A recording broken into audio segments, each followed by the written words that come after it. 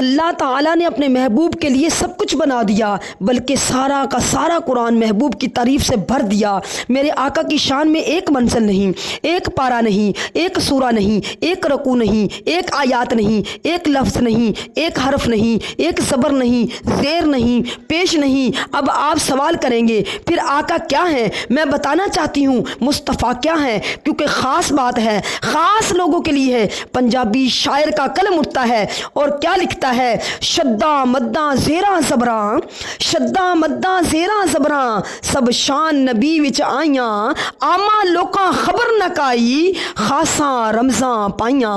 میرے آقا کی شان میں ایک پارہ نہیں، ایک سورہ نہیں، آیات نہیں، لفظ نہیں، حرف نہیں، بلکہ سارے کا سارا قرآن ہے۔ مفتی احمد یار خان فرماتے ہیں کہ میں قرآن کی ایک ایک زبر، ایک ایک زیر، ایک ایک پیش سے اپنے آقا کی شان کو بیان کر سکتا ہوں۔ قرآن سے آقا کی شان، ارے یہ قرآن وہ قرآن ہے جس میں میرے آقا کے ہاتھوں کا ذکر، جس میں میرے آقا کے چہرے کا ذکر، وہ قرآن جس میں میرے آقا کے سینے کا ذکر، وہ قرآن جس میں میرے آقا کی زلفوں کا ذکر۔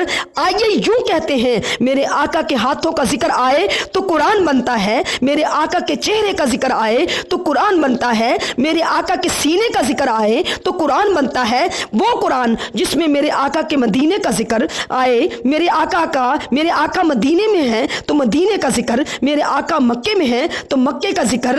پیارے آقا کے امتیوں، یہاں تک کہ میرے آقا چادر لیں رب قرآن بنا دیتا ہے۔ وہ قرآن جس میں میرے آقا کی چادر اوڑھنے کا ذکر، وہ قرآن جس میں میرے آقا کی چادر اوڑھنے کا ذکر، وہ قرآن جس میں میرے آقا کی چادر لینے کا ذکر، وہ قرآن جو عدم مصطفیٰ ہے، وہ قرآن جو نور مصطفیٰ ہے، وہ قرآن جو ظہور مصطفیٰ ہے، وہ قرآن جو عشق مصطفیٰ ہے، وہ قرآن جو محبت مصطفیٰ ہے، وہ قرآن جو محبت مصطفیٰ ہے۔ اللہ نے میرے نبی کی شان کو کیسے بیان کیا؟ فرمایا ید اللہ، آگے چلیے، اللہ نے نبی کی شان کو بیان کیا، والضحیٰ واللیل اذا سجا، پھر فرمایا یاسین والقرآن الحکیم انک لمن المرسلین، پھر فرمایا یا ایھا المدثر، پھر فرمایا یا ایھا المزمل، پھر فرمایا میرا محبوب نور ہے، فرمایا قد جاءکم من اللہ نور، پھر فرمایا رب اشرح لی صدری ویسر لی امری